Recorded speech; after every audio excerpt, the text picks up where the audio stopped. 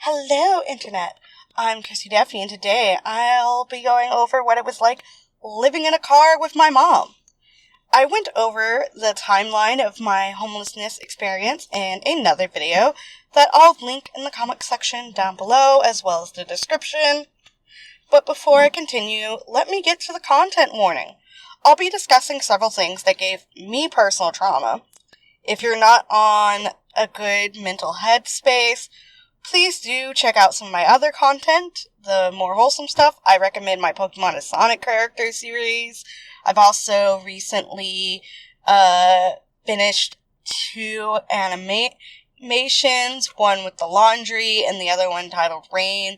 They're both Sonic fan animations, so go check those out. I spent a long time on those, and I know they'll hardly ever get seen. So please go check those out. Leave comments. It'll make me feel better.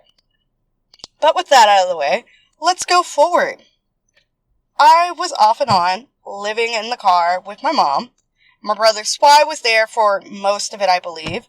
My mom drove a big car, not a van, but maybe an SUV. I just know it was black. It had, you had the front seat, you had the back seat in a larger trunk space, and the back seat could fold down to extend that trunk space. And at night, my mom would fold the back seat down, and she laid blankets down, and that's where her and I slept. Swy opted to just sleep in the front seat and lay the seat all the way back. We mostly parked in Walmart parking lots, often close to a 24-hour gas station. I do remember we had parked somewhere to try to sleep, and a police officer had come up and knocked on the door and spoke to Mom, and Mom had to explain to him that we were homeless and we had nowhere to go. And I believe he's the one who told us we could sleep in the Walmart parking lot, or just not where we were. I don't remember where we were parked, though. So, yeah.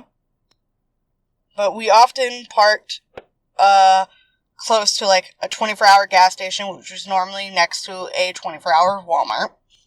During the day, if I didn't have school, we spent time at places with free Wi-Fi, so McDonald's, Starbucks, and Barnes & Nobles.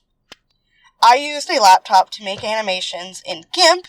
For those of you who don't know what GIMP is a free art program similar to Photoshop. It's different. Last time I used it, it was completely different from the first time I used it, but yeah.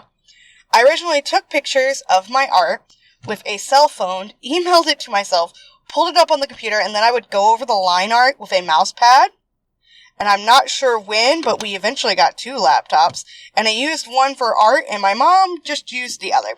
And when I would visit my papa, he had a scanner, so I would scan in a whole bunch of artwork, because I was constantly drawing and making art, so I would scan in a whole bunch of artwork, all the sheets of animation frames I was working on, and I would email those to myself, and then I would work on that. I also did video editing on this laptop, and fun fact, I remember recording the audio for the Miles and Rosie animation for Valentine's Day in the car while my mom and Swy were inside a building. So that's a fun fact. That one was definitely produced during hard financial times. At Barnes & Noble, I read a lot of manga. I remember reading XX-Holic and Leush, I believe it's called. The Leush series, it was hard to follow because there were different titles that had one on it, and I was unsure where to start. I also read Full Metal Alchemist and Inuyasha. One day, I struck up a conversation with another girl about manga. She spoke to me first, but still, it was nice. We spoke about series we enjoyed. She happily told me about Black Butler, which I hadn't watched or read yet, but I was curious about it because she was so excited about it. And Mom made us leave shortly after, complaining to me that I wasn't getting her cue to stop talking to the girl. She complained to me that the girl smelled like roaches and roach eggs, a scent my mom says she can't stand and never wanted to smell after leaving my dad. Side note, the house I lived in before my folks' divorce was, to be honest, in a short version, was bad. But short version was, Mom is a hoarder, never cleaned, didn't teach her kids how to clean, but never accepted or acknowledged her issues. It's too many layers to break down for this video. But at one point she told me that she refuses to clean up a mess that she never made. Which is kind of weird considering she had 3 children who were all in elementary school, I guess, when she took on this point of view or something. I don't know. I personally didn't smell anything off about the girl. Also, I hadn't bathed in weeks, and I had no clue where Mom was bathing if she was. And this was another instance of me making a friend and Mom going, no, I don't like, you can't be friends. Not ever saying it aloud, but kind of giving me that vibe. And since I mentioned baths, I was only able to bathe on weekends where I visited my dad and Cassie. For a long time, I slept on the couch at Dad's place or the couch at Cassie's place. Eventually, Papa and Nanny made a room for me at their place for me to sleep in. My dad's side is all kinds of crazy, kind of like Jerry Springer shit, according to my friend. Like, explaining it to one of my friends, he's just like, your family's like Jerry Springer. And I'm just like, it must be so, because you are not the first to say it. So, it was like a struggle to feel comfortable enough to bathe. Because of all the insanity going on at both houses, I often waited for random early hours, like 3 a.m. to bathe. At Cassie's, I would sometimes shower with her, or she wouldn't be, or like she would just be around the door to give me a sense of safety. And I recently found out, like, it wasn't like I was blind to it, but it kind of gave off the vibe of one of the men that lived where Cassie lived was essentially a predator and would say offlandish sexual shit to us, even though, like, I was still a minor. And, like, he said some fucked up shit to her face, while she was trying to handle, like, something with her daughter. It was fucked up. And I feel bad my sister married into that family. We're just gonna leave it at that, because it's not exactly all that I can say without my sister's consent. But they did do fucked up shit to me and said fucked up shit to me. And they did worse to her because she lived there 24/7. But yeah. But Cassie, like, one day she freaked out because I had burned my skin from having the water so hot. I honestly have trouble feeling heat sometimes. Like, my toes are constantly feeling like they're freezing or numb. And Cassie, I believe it was around this time, she got me a Lush shampoo bar, which greatly helped my hair. It made it where it didn't get so oily as fast, which was nice. And I got very good during this time at taking, like, 5-minute showers. Clothes-wise, I had about 4 pairs of jeans. One had a Danny Phantom logo on it that Cassie drew on it with a Sharpie when they were her pair of jeans when she was in middle school, and I got them eventually in high school at some point. I had underwear that Mom bought me in middle school. I honestly have no memory of ever having new panties bought for me in high school until I believe I moved in with Papa in 2012 when I was 18.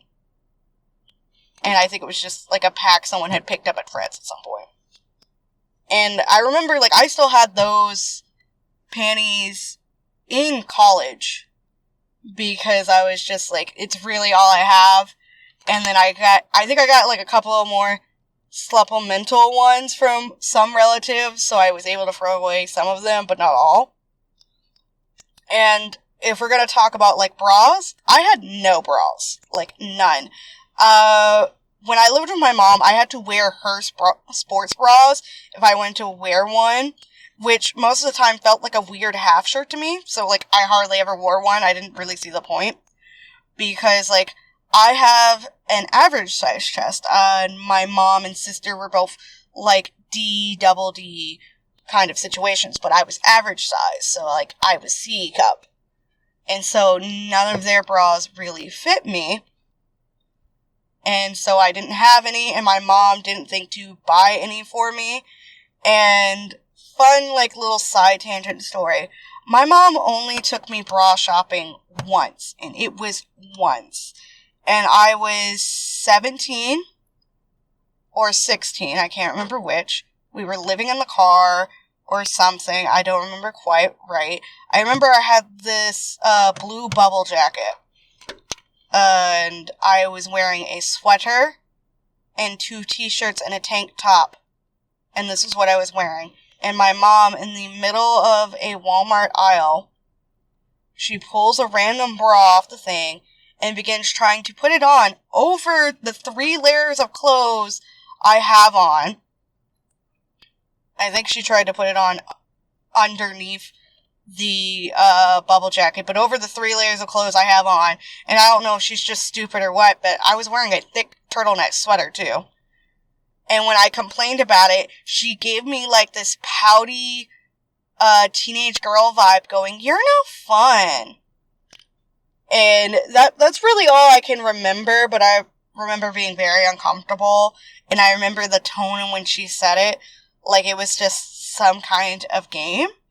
And so even now, like, I struggle to figure out my clothes size. Like, I don't get the numbers of women's pants. I go by measurements, so, like, I can measure my body. That's something I can do. So I wear men's pants currently. Dresses, like, I take my measurements before I buy any dresses or whatever. So that's fun. And then shirt-wise, I had a pink tank top, also a hand-me-down. Some graphic tees, maybe 3 or 5. And I tended to get, like, new ones and a sweater from Nanny every Christmas. And I don't know where those old ones would go, but I only ever, like, wound up having, like, one of the sweaters every year. And I don't remember what would happen to the other one. I do remember, like, I had 2 turtlenecks that I tended to cycle through. I had a blue bubble rain jacket. Socks that I had to share with my mom. Shoes I wore until the sole was coming off, and my dad had to buy me new ones, because it tended to be, like, I would get 1 pair of shoes from Walmart every year, and I had to make sure they were under $20. And I would wear those until they fell apart. I got some, like, cute boots. They were, like, I think they're called moccasins. The actual name I know them for, I believe, is a racist term currently. Well, it's always been a racist term, but I've recently learned it is a racist term. But I believe the actual term is called Moxican. They're like those short ankle boots. They have like some fur inside, or sometimes around the edge. Sometimes they go up to the knee. It's those boots. So yeah. I believe I had a pair of those that I wore until they fell apart, before getting another pair of tennis shoes. And I remember there was like this day because Dad was joking around with Velcro and going like, "Hey, what do you think I could fix with this?" And I remember asking if it could fix the sole of my shoe because it was coming apart from it, and demonstrated how it was coming off for my dad.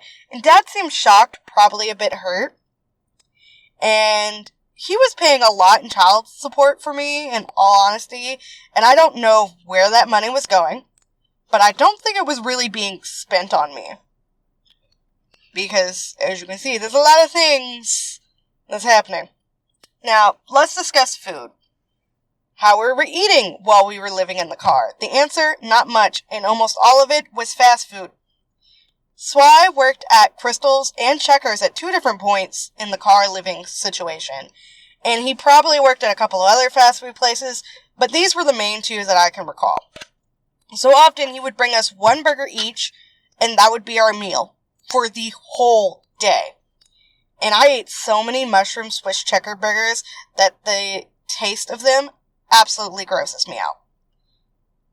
And I love mushroom burgers, but I have to make them myself or be at a pricier place before I will get one. I also don't like checkers at all now, so it's probably because I had way too much of it at that point. But oftentimes, we would get just one meal a day. A part of the reason I probably struggle to eat more than once a day. Other times, my mom would get those like $5 lunch deals that they had at the time at Taco Bell and KFC. I think every so often we got something like Wendy's or McDonald's. So that was a thing. Swy would sometimes go to like the racetrack or the Quick Trip at night on their restock day and come back with a white trash bag full of old donuts. And we would have that for like a day or two. Now, while I was with Mom all day, I would eat once a day. But what about school? The short answer, I didn't eat at school. Mom never gave me money for lunch, not once. So I often, in high school, just didn't grab anything when I was made to go to the cafeteria, or I would hide in, like, the school library during lunch, because I'm just like, why bother asking for something when I know I can't afford it, and I'm not going to be able to get anything? That was my thing, and also, the one time, there was an instance that I think I went over in the Fred Robinson story time, but we'll go over it then, later. But, like, my mom, she never sought to ask for help or sign me up for free lunch. My mom also struggles to ask for help. That is a flaw of her. In fact, like, my mom, she lost her shit when, like, my German teacher gave me a jar of peanut butter and a box of crackers in the 2010-2011 school year. Like, Mom mostly yelled / lectured me like I had committed some grave sin of some unknown origins. Like, I don't remember what all she said, but I remember, like, the tone and vibe of it, and I do recall her saying that she didn't need help, and, like, it was my fault I had been given the peanut butter and crackers, and it was very upsetting. Like, here my teacher was trying to be a good person. She's like, this poor thing, she's not eating, let me send her home with some food. And so that was a thing. And I do know that after this, it was either, like, my German teacher or the art teacher, but one of them, like, they eventually just signed me up for free lunch, and that paperwork transferred over when I transferred in the 2011 school year, and I was able to go begin actually eating school lunch, which was kind of nice. It was a lot of pizza and baked potatoes that were consumed, and that made me happy. I often swung for the baked potato because, like, it was a denser, heavier, carb-heavy thing, and it made me feel full longer. And I remember Mom being surprised that school lunch, like, that free lunch was a thing at schools. When one of, like, the admins helped us fill out that form during one of my transfers, I also filled out my own free lunch form for my senior year.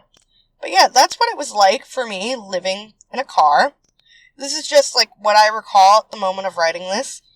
Either way, I have managed to write 6 pages of this, and while reading it, add in a couple of extra story things. So yeah, thank you so much for watching and listening to me rant. Hit that subscribe button to see more videos. And special thanks to my YouTube channel supporters, Patreon supporters, and Ko-fi supporters, Dymond and Micah. You guys are awesome. And it makes me so happy that you're all here. I am currently just kind of like, I've written all of these like months ago, and I'm just kind of like reading them, and I'm feeling all the emotions again, as well as like the fact that with what's happening with my housing situation, I might have to purposely make myself homeless just so I could save up the money to move. And so there's that, which it's so complicated and frustrating. But at the same time, I have a cat, so I can't really do that to my cat. Because I can't make my cat live in my car. I'm at work for like 10 hours a day, and I don't want to do that to my kitty cat. So I'm trying to figure out how to go about all the insanity and craziness.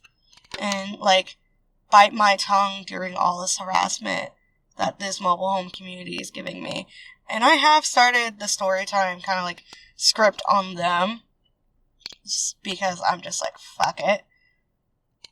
And no one ever watches my stuff, so even if I say their actual names, I doubt they'll pay any attention to sue my ass anyway.